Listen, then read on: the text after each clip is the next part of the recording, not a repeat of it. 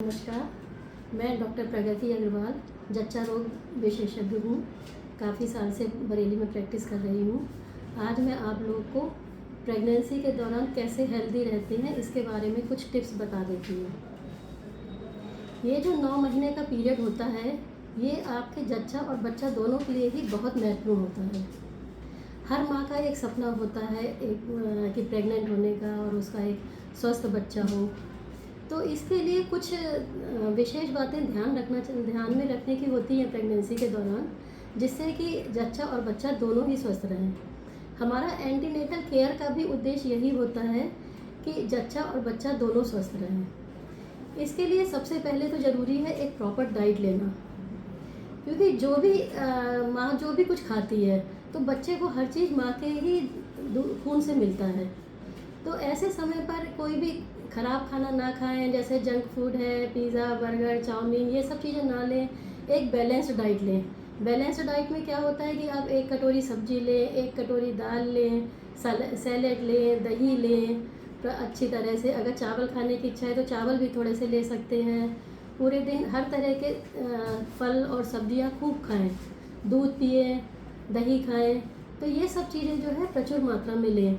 Pregnancy के दौरान anaemia भी काफ़ी कॉमन होता है, तो इसके लिए भी जो खून बढ़ाने वाली सब्जियां हैं, जैसे चुकंदर है, सेब, अनार और अमरूद, कई सारी चीज़ें हैं जो हरी सब्जियां, पत्ते वाली सब्जियां, इन सब का भी प्रचुर मात्रा में सेवन करें, जिससे खून की कमी भी ना हो।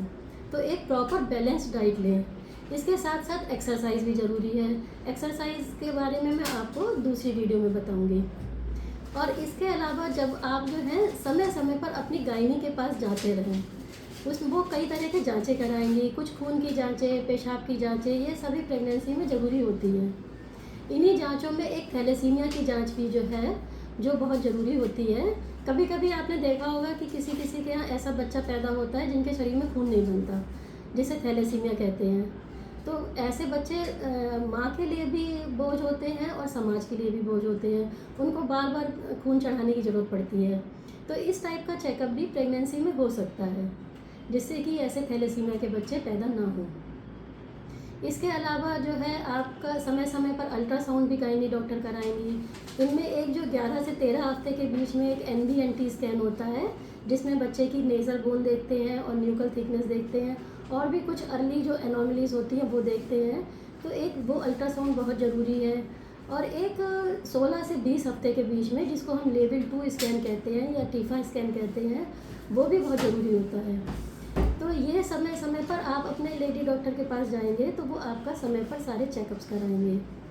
और इसी में जो है कुछ क्रोमोसोमल डिसऑर्डर्स होते हैं, जिसको जो है उसका भी चेकअप हम प्रेगनेंसी के दौरान कर सकते हैं, जिसमें ड्यूअल मार्कर है और भी कई तरह की चीज़ें हैं। कुछ न्यूरल ट्यूब डिफेक्ट होते हैं। तो ये सारे समय पे आप अपने लेडी डॉक्टर के पास समय पर जाते हैं तो वो आपका अपने आप जो है इन सब के लिए चेकअप कराएंगे। हाँ, एक बात और वैक्सीनेशन के बारे में बताना है। एक तो जो टिटनस की वैक्सीन है, ये तो सभी जगह लगती ही है, गवर्नमेंट में भी लगती है। लेकिन इसके साथ साथ कुछ और भी बीमारियां हैं जो कि उसका वैक्सीनेशन प्रेगनेंसी के दौरान दिया जाता है।